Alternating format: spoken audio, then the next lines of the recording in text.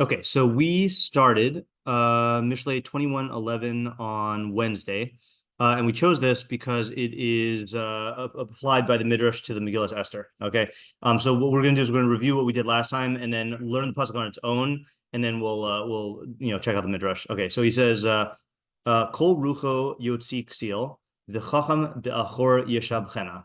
So a fool causes all of his anger or spirit to go out. Okay, it seems like most Mefarshim learn rucho here to mean kaas, but literally means spirit. But a chacham will quell it afterwards, or be'achor, behind the scenes. I think you could also translate it as yeshab chena. I think Rav Hirsch wanted to say he improves it. Okay, I'm not convinced that is a legitimate reading of the biblical Hebrew, but that's how he does it. Okay, so our questions were: what's the relationship between the two halves? Is this a storytime pasuk in which it's describing a sequence of events, meaning that the Ksil does this and then the Chacham does that, or are they opposites? And if they're opposites, why not describe how the Chacham deals with his own anger instead of how the Chacham deals with the fool's anger? That segues to the other question: what situation is this describing? Who or what is the Ksil angry at? Doesn't matter. 3, practically speaking, what are each of them doing? What does it mean for the Ksil to be motzi rucha, and in what way is the Chacham yeshab chena? 4, is the Ksil doing this intentionally or unintentionally? 5, what is a Ksil in this context, and what's a Chacham in this context? 6, what is Ba'achor coming to add or qualify? Why does the Chacham not simply yeshab chena, but yeshab chena Ba'achor?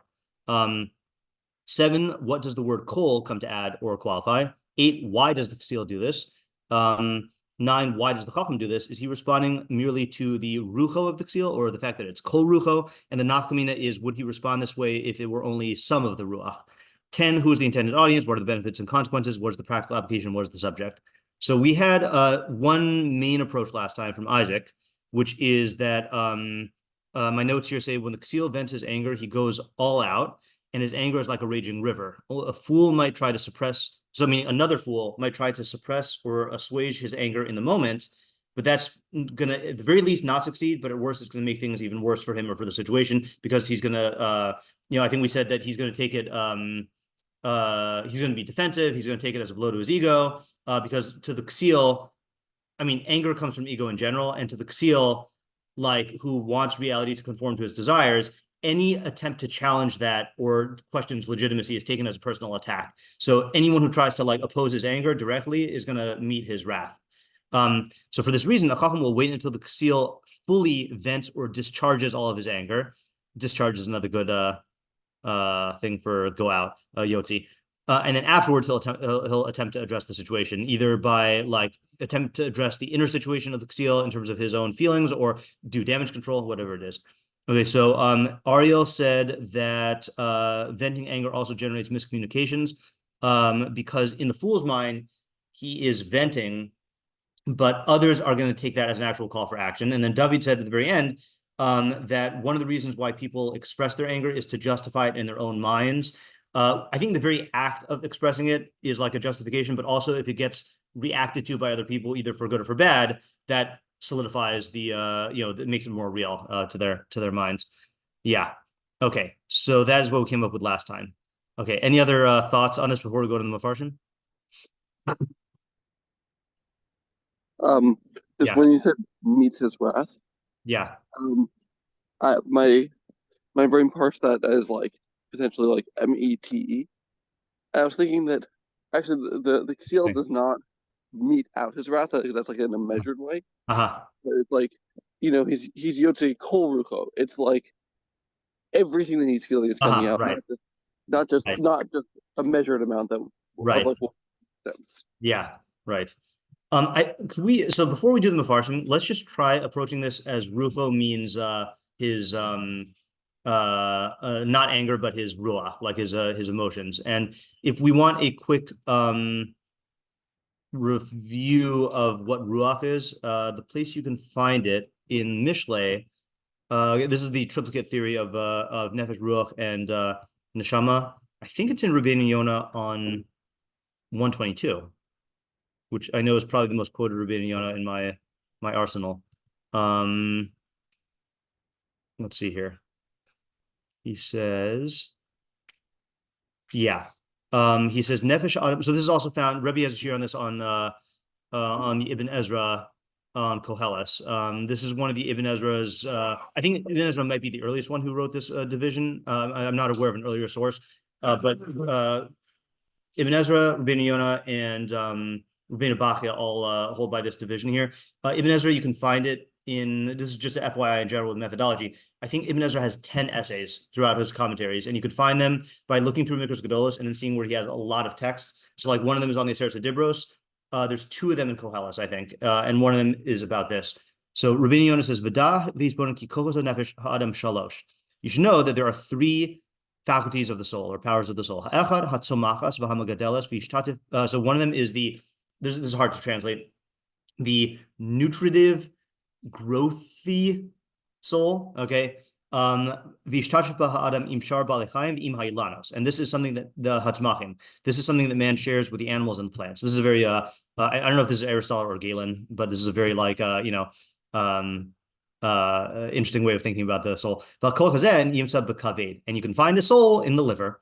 V'yikra nefesh, and it's called nefesh, k'mo shekasuv kinafeshcha sav'echa sadik ochel l'sova nafsho. So I think the way we would talk about this in modern terms is this is like the physiological part of you. Okay, it's the part of you that regulates bodily processes and like to a certain extent instinctual survival needs. Okay, but what was it? It's all in the liver. It's all in the liver back then, yeah. Vasheni is koch hamisave. This is the one that we want to focus on. The second is the appetitive faculty, taiva. Umidos hanefesh haniskaros bedarche hamadabrim al teva yuldu or yivaldu maybe min hakoach hazeh.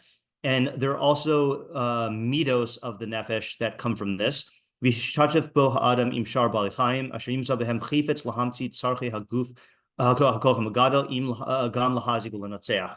So this is something that man shares with the animals, and it's the part that generates the desires that, in order to produce or obtain the needs of the physiological soul, and also to harm and also to prevail, to like be victorious, to assert authority. Vish asher yikaru l'kocha nefesh habamis. Some people call this the animalistic soul. Vel kol chazeh yimtza b'leiv. This koch is found in the heart. Vel hahi yikari ruach, and this is called ruach. For example, Nishmartim Baruchachem v'altiv godu ha'ole al ruchachem kol asher nadva rucho baruch nechea miyasa'ena. Okay, so this is what we would call in our modern parlance the psyche. Okay, the part that has all of the emotions, desire, attraction, repulsion, etc., to get your physical needs. And then the last one, hakoch hashlishis hakoch hamaskeles, is the rational soul. Who yisod hanefesh v'ikari kavod. This is the foundation of the soul, and it's called the kavod, ura kavodi, l'man yizachru kavod, of yikare yechida uneshama. It's also called the yechida, the unique soul, and the neshama. Uba yivdal ha'adam mibale chaim. And this is what differentiates man from other living things. Okay, so this is what we call the rational soul, tel melukim, etc. Okay, so if we say that the ruach here refers to the appetitive faculty of the Ksil, what would it mean for him to be yotzi kol rucho? And then what does it mean that the Chacham comes and quells it? Or like what? Maybe we have to change that? Yeah. Keep asking Kleenex. Kind of you could say, my idea, just substitute anger for emotions. Okay, so venting all of his emotions, you could say that. Yeah. Okay, you could say that. I was thinking, is there a way we could take it more in terms of taiva? Like, what does it mean to be motzi your taiva? Yeah. I don't have a second half. Yeah, I think right for the first half that the Ksil goes all in on trying to gain some physical benefit or gain some physical pleasure that's going to be fruitless in the end. Mm-hmm. Right. Yeah, that's the direction I'm thinking also. That's one of the Chacham's reaction. Right. So let's just talk about. My intuition is telling me that the word "kol" is important here. Yeah. Yeah, maybe you could say like this, like a fool, like he wants to express his talents. Yeah. Like he wants to get out in the world. Right. Right, but maybe he doesn't realize that. I don't know. Maybe like a fool in this specific pasuk is. It's not like, I don't know if like this specific fool is unable to listen to advice or whatever. Most fools are not. Most fools are not able to. Yeah. Right. But I don't know. Maybe this one's different, and only because of the second half of the pasuk. Oh, you're saying he is able to listen to advice? Yeah, only because of the second half of the pasuk. Because because the way I'm on the second half of the pasuk is like, look, maybe this specific chacham he's able to quell it by letting him know that, look, like this tava should really be suppressed. You don't want to perceive yourself as this individual who is just a balagava. It won't really Balgaiva or Baltaiva? Baltaiva. Yeah. I'm sorry, I meant Baltaiva. Yeah. Baltaiva, because like it just makes you look right, insane. Yeah, I'm thinking that way also. So I think also, so let's say kol rucho. I think everyone has taivas, okay, right? But I think the average person is not overt or blatant in like parading around his taivas in public in order to try to satisfy them fully. Okay, I think most people like just based on the norms of society, like just let's use an innocent example. Like most people love good food, okay, but they're not gonna go to a buffet and just take all the food. Like that's just like a kid will do that, but like most adults don't do that. But the Ksil, something about the Ksil, like leads him to think that there is something like acceptable or to not care about how acceptable it is to look at Achashverosh. I mean, I know this is getting into I'm not.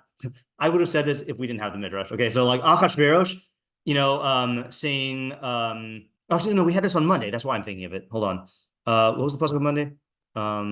Mishlei. I think we had it on Monday. 13. It was the messenger pasuk. The messenger one. So was it the week before?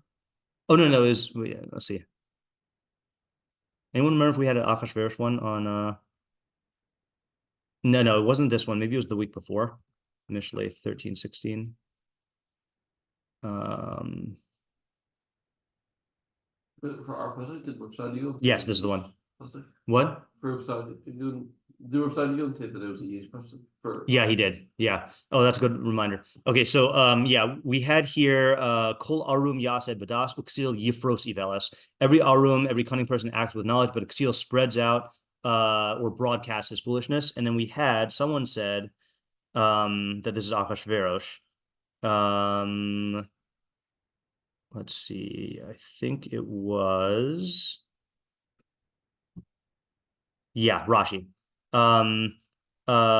Every cunning person does his actions with knowledge, like David, who said, "Let a virgin maiden be sought for my Lord," or he didn't say that for the king, etc. But Ksil broadcast his foolishness. Achashverosh, he appointed officers in all the provinces of his kingdom, and let every virgin maiden be gathered. They knew that he wouldn't marry all of them, and therefore the one who had a daughter would hide her. So in other words, we said here that where is it? Which one is the? Oh, yeah. Okay. Well, I think Ayalis fits in really well. Is that David had a rational reason for seeking a virgin maiden because he needed to be warm, and he sought her in a rational way, which is sending out scouts to look privately. Achashverosh wanted virgins for his crazy pleasure-seeking reasons. I want all of them, and I want to have them have beauty treatments for a whole year, and I'll have them one by one for a period of 3 years. Like it's just so overt, So that's an example of like Yotzi Korucha, like he's going all out and satisfying all of this. Or another thing is that like you'll see like, it's a genre of like, YouTube videos and stuff of like really, really rich people doing absurd things with their money, like just totally indulging them. So that's what I'm getting for Yotzi Korucha. Yeah. I actually had a different thought and understanding of how to interpret Yotzi Korucha. Yeah. That a fool, whatever he's doing is not satisfying him. So one of the things I think a fool will do is then like double down and go further to just like to justify or rationalize that this is actually a good, worthwhile thing to do. So when they do like a small little something in this area, it doesn't work, then they're gonna like push it further and further and further and further. To either showing other people or just even again like within himself, like this is actually a good thing because he's not ever willing to say I'm making a mistake. Right. Yeah. So I feel like we need to get to the underlying. I think the cause of what you're describing, the cause of what I'm describing, are related. Like, what is it in the Ksil that makes him think that it is good, okay, or acceptable to like go all out or keep pushing in this way? I just have a few questions on this approach. Yeah. Like, one question is like, is this true by full? Like, will he be able to, cause this type of not being overt with the Chacham? And like also how does the Chacham do that? I didn't understand the first question. Like this, I guess my question is, how is the Chacham able to do that? Like quell his time? Oh, to quell the fool's taiva. Yeah. So, yeah. And is it true? I understand like a normal fool, I can see him doing that, but in this pasuk, it seems like he's able to control himself. Right. So like. Right. Well, the weird thing about this approach is what's the scenario? Like, I understand quelling someone's anger. That's something that is in the best interest of any chacham who is like, in the company of a fool who's angry. It's in his best interest to do that. But like, why is the chacham and how is the chacham doing this? Do you have an answer? I have no idea what I was thinking about. Oh, okay. Unless you, I don't know, unless you say like, you're okay, look, if we analyze what we're saying right now, like with the taivas, yeah, like the fool is obsessed with taivas, and like that's all based on fantasy. Yeah, right. Satisfying his pleasures, right? Unless you say that, like, the chacham, like, look, like, control yourself with this taiva so that you can get a much greater taiva in the future. Yeah, right. Yeah. I think that's probably going to be the only way to get to the fool. And I do think, just going back for 1 second, there are chachamim who are in positions where their fate is wrapped up in the fate of a Ksil who has power, who's trying to get taiva. So, for example, let's say like you are, this is a bad example because you wouldn't be found in Hitler's company, but let's say like you're one of Hitler's generals, okay, and he has a taiva of, I want to conquer, the Soviet Union or whatever, Russia or whatever. It's not in your best interest to let him try to indulge that taiva. Like, that's going to be bad for everyone, or like, again, with Achashverosh, like it's, I know it's a big question about where he got all this money from to like throw these whole parties, but like, if you're his financier, you don't want to allow him to indulge his taivas in that way. Yeah. I don't know what I was going to say. I was going to explain why the Ksil does this. Okay. I think it's a yesh. Right. It's not like every Ksil does this, but right. Some Ksil who do this. Yeah. And I think it's, Ksil don't see the long-term consequences of their actions. Yeah. So it's someone who realizes that if he just like all out pursues his taivas, then no one's gonna be able to like effectively stop him. At least in the short term. And so he's gonna just get more pleasure if he does this than if he doesn't. Like I remember in, I think it was for Rosh Chodesh maybe at Rambam and Substack, they'd have like donuts. Yeah. And people would like like some people who would like try to like run and like maybe grab multiple donuts or something, something that were like, or like try to be like getting like the like donut that they wanted the most, and like they're making everyone else mad at them, but they're like, well, then I'm going to get the pleasure that I'm looking for. Right. So it's like the pleasure at all costs type, and not seeing that there are costs, but like meaning pleasure first, as priority. Yeah. Okay, so the afterward being on the down, on like the Ksil like going for it, and there's like on the down slope where it's not getting satisfied. That's when the Chacham comes in to try to help tweak something, change things up. Not doing it as the kids run to go get it. Right. Right. Okay. But, right. But like once the Ksil, like that's the moment where that's the opening. Yeah. Right. When he's going for it. He is that raging river. Right. And then on the downside, not when he's done with everything necessarily, but like in that moment of pain, that's when they're. I see. Okay. That's good. Yeah. Yeah. Well, if you tweak this, if you do something that's like, where it's a little bit more of like a long-term approach. Yeah. Right. Right. Maybe not go for all of it right now. Something like yeah. All right. That satisfies me enough to like, at least we're thinking about that. All right. Let's start looking at some of the farshim here. We did Metzudas David last time, but I don't remember what he said. Yeah, that's the goal. Oh yeah, we did that. I find so. Let's do. There's no Rabbeinu Yonah, I don't think, because it's too late. Meiri. Ba'achor pirusho kamo ba'achris means at the end. Ba'beis b'makom ba'avur, for the sake of the end. Umilas yishabchena inyan hashkit v'hanacha. Miloshan atem tishbechem. Tisha B'Chem. I don't know. Tish B'Chem. Yeah. So he's reading it as, and the Chacham, for the sake of the end, will quell it. Okay, that's different than the way we've learned it before. V'hakvana he'aral hisyashiv b'machshavta. So this is telling you to settle in your thoughts, meaning be settled with your machshavos. Ha'ola rucho im yasena im lav. Whatever your comes up in your emotions to do, you should be settled to think whether you should do it or not. Im yimloch shiasena v'yisyashiv al seder asiyasa. Oh yeah, this is like not yimloch like king. If you decide to do it, and settle on the order of its doing, Usman asiyasa ve'echus asiyasa. So until you settle on whether to do it, how to do it, when to do it, and the quality of doing it. Okay, that's what you should think about.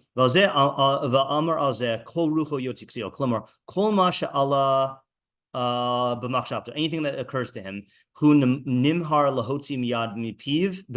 he immediately expresses it, or he acts upon it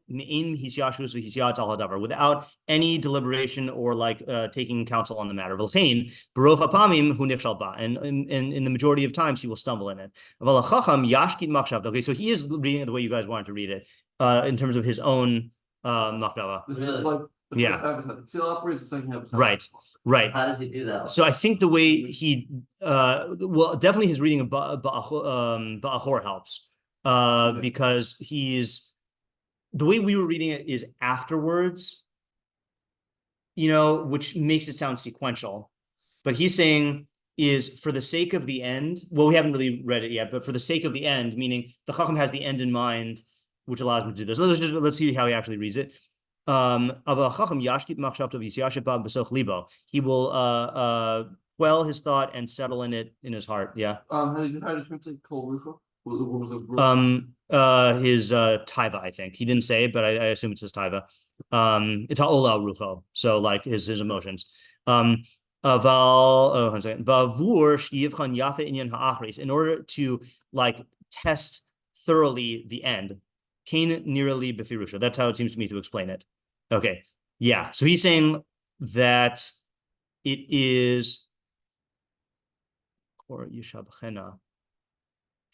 How's he explaining Yeshabchena also? He doesn't say Yeshabchena, right? Shiyibachin Yafeh. Well, that's interesting. What is that? To test. So he's not saying Yeshabchena from Shevach, but is he saying Belchena, like to test, like Bechina? Yeah, right. Oh, that's So would you be able to write down his translation? Yeah, I mean, I'm not 100% sure, but it will be so that. Yeah, I guess so. The fool expresses, okay, in action or in speech,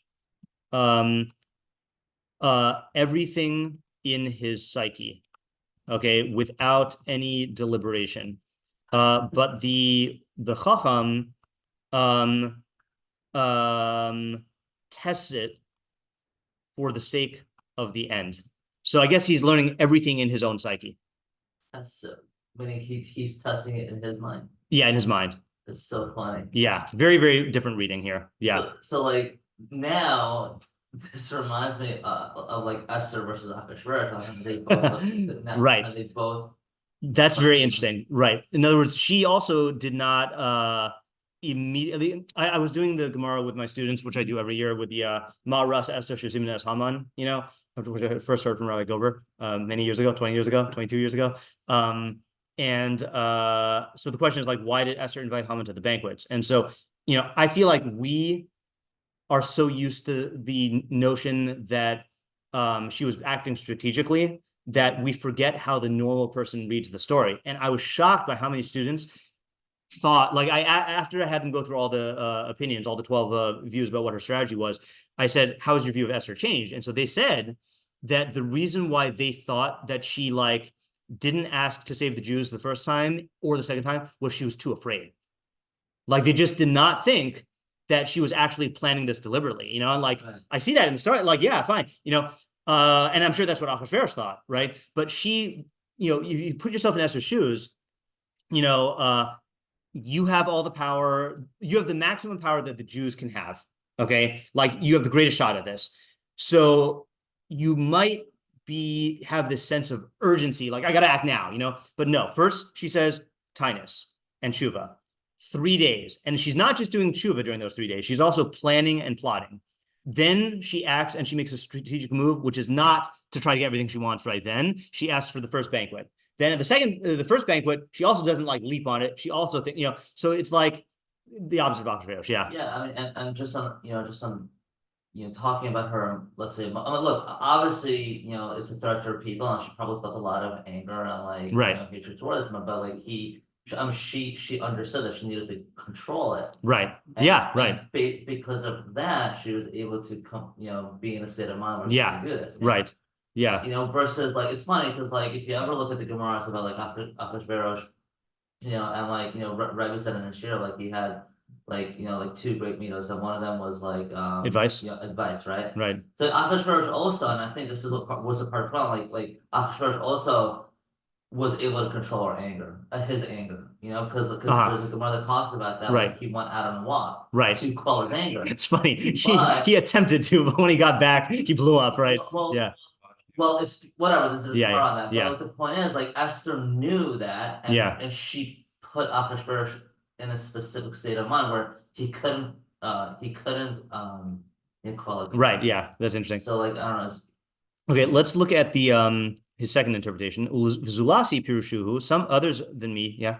I have a hypothetical example about that. Okay. Yeah. Or let's. I want to get to the midrash today, so I'll hear it afterwards though. Zulasi pirushuhu zebukama zebukov zebukov. Velor isi le'echad mehem davar misyashem. Others than me explain this here and that there, and I haven't seen anyone who gets a straight shot. I've never seen him say that before. That's interesting. I don't know what he means by zebuko.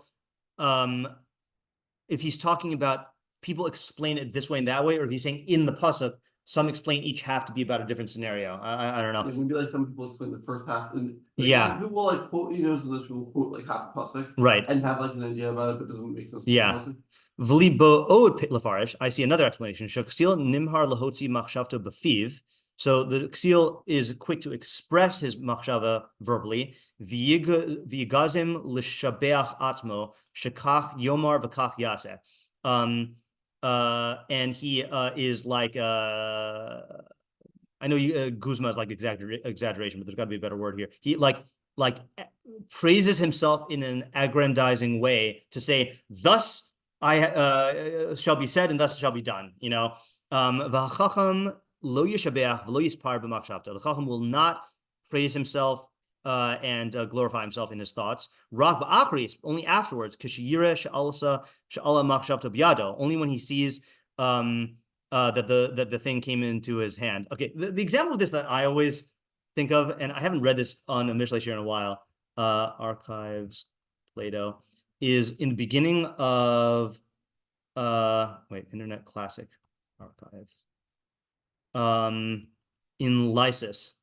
So basically, like, there's this guy who is like going on and on. Oops, I did not mean to print this. Going. Oh, I gotta cancel it. No, it's connected to the printer. Okay, he's going on and on and on. Yeah, about like his this other guy who he's like in love with, So he's like just I forgot if it's like I forgot who the characters are, but he's like praising this other guy who he's like enamored with, and then Plato says to him, when I heard this, I said, "Oh, ridiculous Hippothales, how can you be making and singing hymns in honor of yourself before you have won?" Okay, so Hippothales says, "But my songs and verses are not in honor of myself, Socrates," because he's praising his like loved one, So Socrates says, "You think not?" I said, "Nay, but what do you think?" He replied. So Socrates says, "Most surely," I said, "those songs are all in your own honor. For if you win your beautiful love, your discourses and songs will all be a glory to you, and may truly be regarded as hymns of praise composed in honor of you who have composed and won such a love. But if he slips away from you, the more you have praised him, the more ridiculous you will look at having lost this fairest and best of blessings. Therefore, the wise lover does not praise his beloved until he has won him, because he is afraid of accidents." Okay, so in other words, he's saying don't brag about your conquest before you've actually gotten your conquest, because then if you don't actually like achieve it, then you're going to look really, really dumb, So that's what he's saying here about the Chacham does not praise himself for conquest until he actually gets it. And then he says, "Never heard of that pasuk before. Chogir? I know a chogor is a belt, but I don't know what chogir is. Okay. Vinyanim elu ba'atzmam rumazim al hanistar. These things allude to the hidden, the esoteric derech. Ratzlam she'ein lihishan al binasa. You should not rely on your own understanding. Until you bring it into the crucible of your mind to test it from every angle. Or you can look at this as seeking excess pleasures. Ksil rodif achar kol ma she'esav teva. The Ksil chases after everything his instinctual nature lusts for. The Chacham yashiv tavaso achor. The Chacham will turn his taiva backwards. Vyashkit hamyasa b'hachniu osa, and he will quell its yearnings by subduing it. Ukilo amar b'hashivo osa achor yashki tena. When he returns it backwards, he will quell it. Okay. I also want to just really quickly do the Rabag, okay, and then we'll look back here because I saw he says it's also about taiva. Hine Ksil yoti kol retono v'tavosav lefoal techav sheis orer eleha mizulas sheis yasha binyana imhu roy shimashach achareha im lav. Okay, so he says the same thing as the Meiri, that the Ksil will execute every desire and taiva immediately once it is aroused without thinking about it, to see whether it's proper to be drawn after. And for this reason, he's going to suffer many bad consequences. Oh,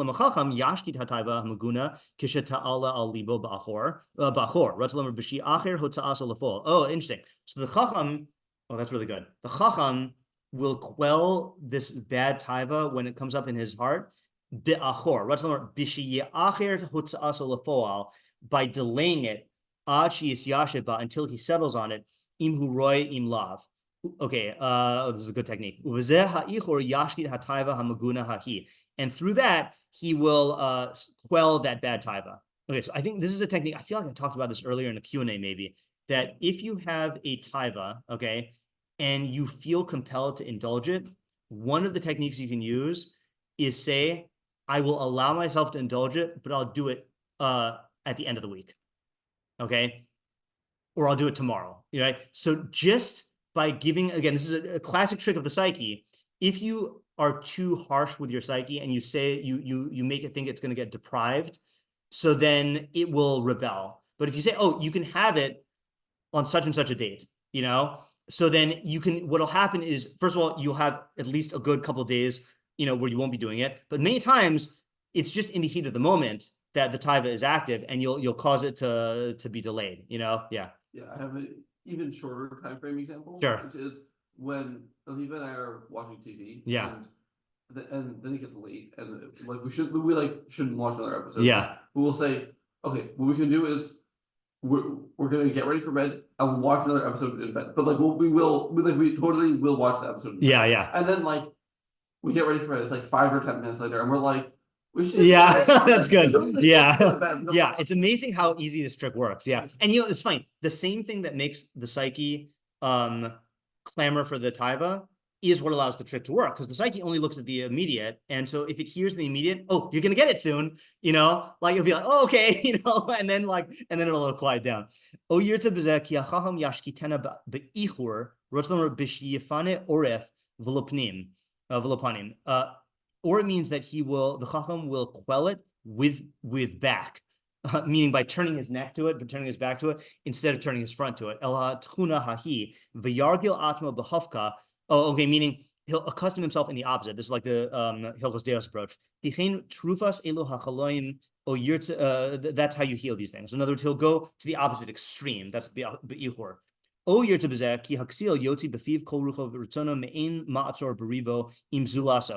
it means that he'll express verbally all of his spirit and his will without any block when he's fighting with someone, when he's quarreling with someone. And he'll say lots of bad things. When the Chacham sees this behavior in the Ksil fighting with him, Yashkit Ruach HaKsil, he will quell the spirit of the Ksil b'shifane elav orep by turning his back to him, v'lo panim, and not his face. That's like that negotiator strategy that I mentioned. He just sat there and was silent, right? And then that's what eventually allowed Hugo Chavez to calm down. Okay, let's go to the midrash now. So the midrash said, where did I put it? Yeah, Esther Rabbah. Kol rucho yotzi Ksil ze Achashverosh. V'chacham ba'achor yishabchena ze HaKadosh Baruch Hu. Shuhu mishadich Achashverosh. That he calmed Achashverosh. Heich mad'at Amar. As it says in Psalm 65:8, who stills the raging seas, the raging waves, and the tumult of peoples. There's never a Tanakh there when they need it. Can you grab it just I just want to see this in context. Thank you. I have a radical way of reading this, by the way. I don't know if this is a legitimate read, but it occurred to me that the fool vents all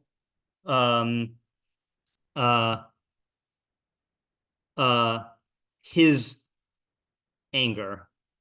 Okay, meaning I don't know if this is a legitimate reading, but that God was angry at the Jewish people at the time of the events of Purim, because obviously we were chayav for destruction. So but Hashem, so to speak, vented that anger via Achashverosh, via Ksil, giving into everything, and not venting. Venting is a bad word here.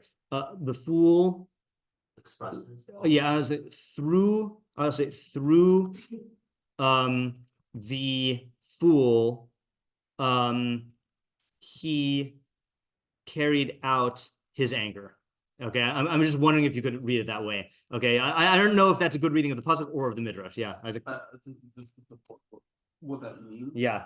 I think in Gemini, we often go through natural consequences. Right. And I'd say a chacham is acting in line with what he I'd say his own, he's using he's exerting his bechira more and actually figuring out his own independent will, but in a certain way Ksil is kind of like a force of nature, Right. and so that's a mechanism for him. Correct. Yeah. A good example of that is at some point in Yeshayahu, I think.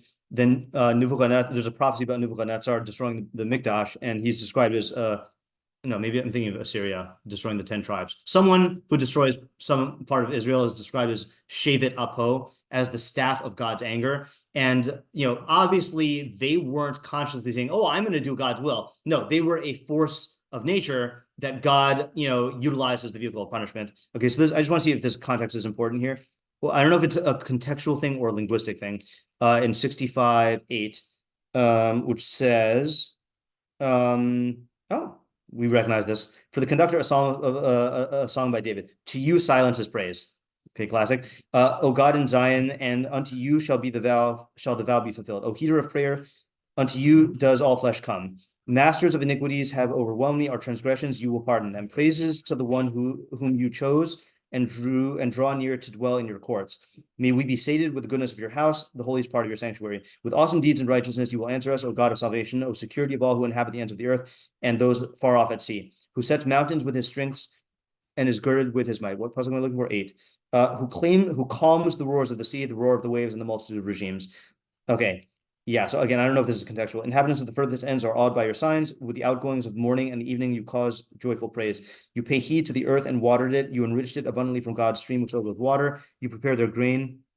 So too do you prepare it. To abundantly water its ridges, settle its furrows with showers. You soften it, you bless its growth. You crown the year of your goodness, and your paths drip with abundance. They drip onto desert pastures, and hills gird themselves with joy. The meadows don sheep, and the valleys cloak themselves with water. And they shout joyously, and even saying, "Wow, what a weird parak."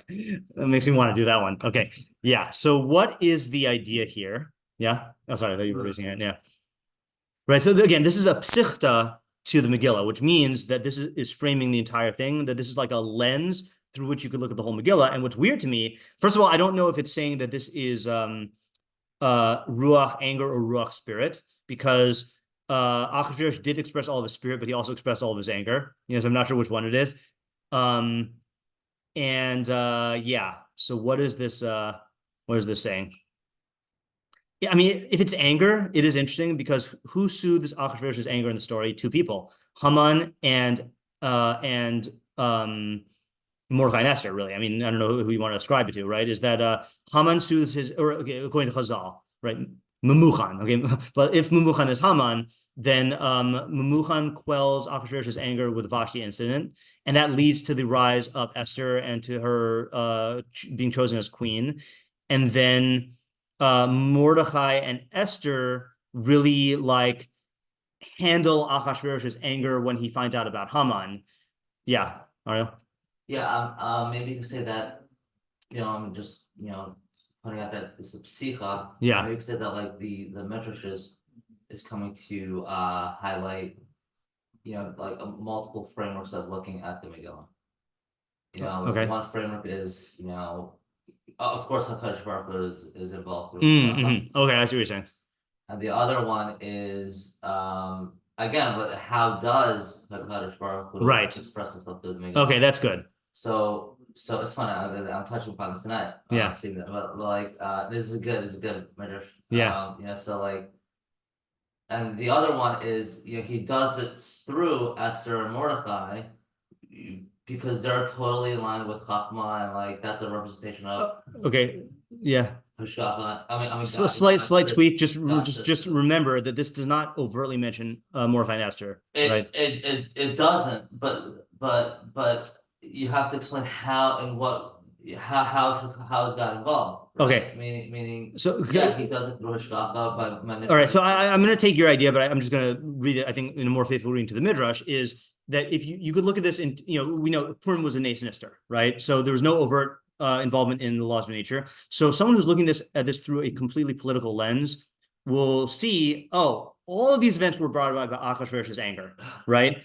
But the one who is really involved in it is HaKadosh Baruch Hu, in terms of how he saw to it that Achashverosh's anger played out, like the after effects of Achashverosh's anger. So yes, Mordechai and Esther were involved, but I'm saying like the chief, if you had to say like who was the I guess in Aristotelian causes, the efficient cause, like who was the person whose actions brought about all the events of Purim? It was really Achashverosh, right? Because certainly the initial events, So I think that's a good way to like look at it, which allows you to say what you're going to say, but I think you have to pin it on Achashverosh because that's how the midrash is doing it. If you ask a secular historian who is responsible for everything that happened here, they'd say Achashverosh losing his temper. Yeah. And doing all this stuff. Okay, Achashverosh is the actor, but we know that it was really God Ba'achor behind the scenes who was the one who handled the after effects of Achashverosh's anger via Mordechai and Esther and all that other stuff in Haman. But it was really Achashverosh's anger. So the Galui aspect of this is Achashverosh getting angry, but the behind the scenes aspect is God. Yeah. Yeah. I just want, again, I'm just objecting to the way you're reading it because it doesn't say Mordechai and Esther, it says Achashverosh. So it has to be about Achashverosh. Yeah. So what does it say that the Cheshbon, who did? So God is the one who subdued Achashverosh's anger by getting Memuchan to suggest that Vashti be killed, and to replace with Esther, and then by like making sure that Achashverosh found Esther and found a queen, and then by like making sure that the whole incident with Esther's plans played out in terms of like revealing Achashverosh's when the plot was revealed to Achashverosh, and then Esther or Charvona saying to hang Haman, and then Esther, like, saying the thing with the second letter, like all of that is all anger management and after effects of anger management of Achashverosh, but it was through God. Yeah. But I'm not sure. I didn't mean to say that it was the subject of this matter is Mordechai and Esther. I was just using Mordechai and Esther as a representative of HaKadosh Baruch Hu I see what you're saying. You're reading into the second half. Okay, I see. Yeah. Meaning like. All right, that's very similar to mine. Yeah. That's good. Yeah. What's like the more abstract takeaway from this? The more abstract takeaway is really the other Mishlei pasuk of Leiv Melech, Apol Yamayim Leiv Melech B'yad Hashem, Al Kol Asher Yatenu Yachbot Yatana. Right, the heart of a king is like streams of water in the hands of Hashem. Wherever he wants, he'll incline it. So people are very, very afraid of kings, and they view kings as the prime movers of history. And you look at the Purim story, especially the way it's told in the Megillah, which there's no involvement of God at all. And if you saw, look, we have to put ourselves in the shoes of the Tanaim who were giving these drashos. Okay, I don't know, I forgot who said this this midrash, but like, we are used to hundreds of years of expounding on the Megillah as being a nes nister. But if you just read the Megillah, you don't see any nes, right? All you see is a king getting angry and then doing stuff, and then other people, so he has to frame the story as, yeah, it looks like the king is calling all the shots here, but it is God who is actually responsible for all the events of Purim. That's why it's a pasuk. Yeah, makes sense. Yeah. I just want to see really quickly, and I gotta go in a little while. I did also the Megillah kind of understood, because even though Achashverosh has all the power, yeah. he's really just like the subject who's just being influenced by all of the other characters. Yes, correct. Yeah, he's very passive in that sense. Yeah. Okay, the two best Pirushim on Midrash Rabbah, by the way, which are available on Sfaria, are the Eitz Yosef and the Mahar Zu. Okay, so if you're going to look at Yefei Anayim is also very good, but they didn't have him here. So he says, Ksiv kol rucho yotzi ksil. K'dei l'seis tam ba'arichus dichsiv b'sipur mishte Achashverosh v'her oso kvodo. Kvod ashro darish hai krab Achashverosh. Okay, so the question you also have to ask for every midrash is, what is the textual hook that they're darshaning? So he's saying the textual hook, like what's the extra thing, is the elaborate description of Achashverosh's party. Right. And I think any reader who's familiar with Tanakh reads it and is like, why is it describing the party so much? So he's saying that that's what this midrash is coming to darshan.